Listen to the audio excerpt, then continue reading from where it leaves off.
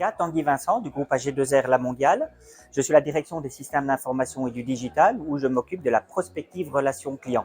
Quels sont les outils de la relation de client de demain? Quels sont les nouveaux usages? Comment répondre aux problématiques qui émergent à la fois dans les directions métiers et à la fois du côté de nos clients?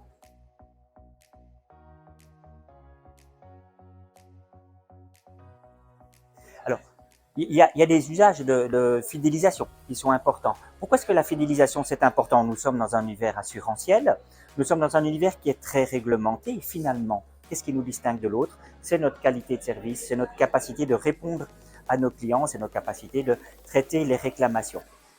Je pense, moi j'ai la conviction que les solutions conversationnelles, ce qu'on appelle les chatbots, ce qu'on appelle les callbots, les voicebots et toute l'automatisation sont des briques qui sont des briques importantes qui peuvent aussi aider à la fidélisation. Et pourquoi?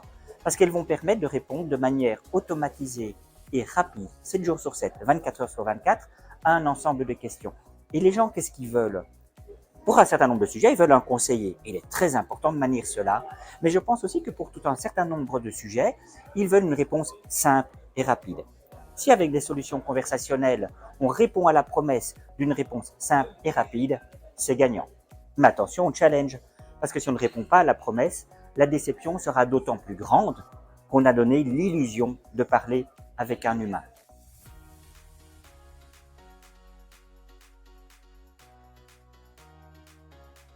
Alors, est-ce que c'est un challenge important de rentrer dans l'automatisation? Ben oui, parce qu'il y a un deuxième aspect, c'est que le gâteau de la relation client n'est pas un gâteau de taille constante. Les gens sont de plus en plus demandeurs, les gens sont de plus en plus exigeants. J'ai envie de dire qu'avant, quand on vous demandait un remboursement à sa mutuelle, on prenait la facture, on la mettait dans une enveloppe, on mettait l'enveloppe dans la boîte aux lettres, et puis là, on allait brûler un cierge à Notre-Dame en espérant d'être remboursé dans le mois. Bon, mettre un cierge à Notre-Dame, c'est plus très adapté maintenant, parce que je vois là qu'elle est en travaux juste derrière nous. Qu'est-ce qu'on fait maintenant? Ben, on va sur son espace client, on l'envoie par un moyen digital, et 48 heures plus tard, on dit, mais où est-ce que ça en est? Je suis remboursé, je suis pas remboursé, dans combien de temps je le serai?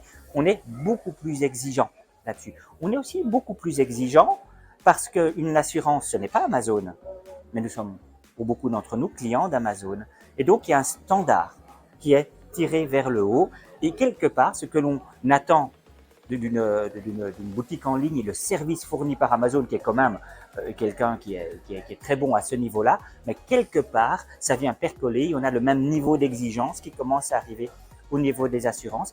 Et les solutions conversationnelles, les bots, les solutions d'automatisation, elles sont là pour venir répondre à cette augmentation des sollicitations face auxquelles on ne peut pas mettre une véritable réalité économique. On ne va pas augmenter nos tarifs parce qu'on a plus de demandes et plus d'appels téléphoniques.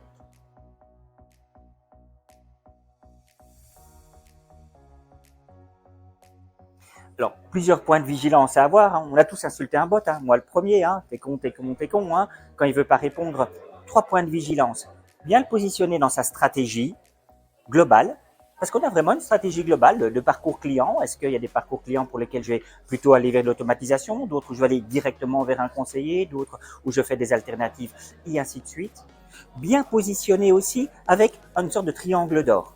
C'est-à-dire qu'il faut être parfaitement cohérent entre l'offre de service qu'on veut donner à son bot, le contenu qui doit être en cohérence et le parcours client où l'offre de service va être mise. Si vous êtes sur la page d'entrée de votre site, vous devez répondre à tout.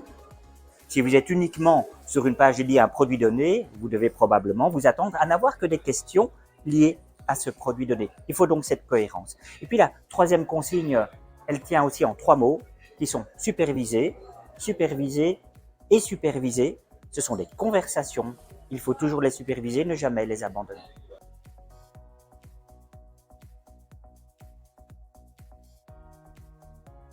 Est-ce qu'un bot, ça marche? Oui, un bot, ça peut marcher. Bien positionné, bien supervisé, c'est gagnant.